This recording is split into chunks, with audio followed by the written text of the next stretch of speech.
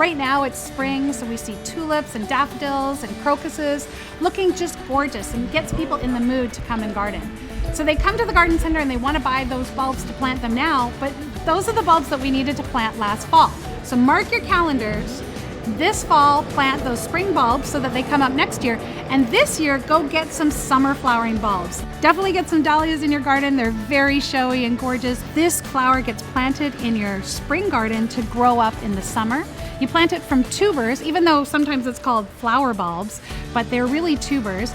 And these tubers will grow a whole bunch of stalks of flowers, all from one gorgeous plant. The blooms can range in size from a ping pong ball all the way up to a soccer ball. The plants can grow way up to like 8 feet tall. They will continue to bloom all summer long. Cut the blooms, put them in vases, and enjoy them in your home or give them away as gifts. And then these dahlias will continue to give you blooms all the way through to the fall.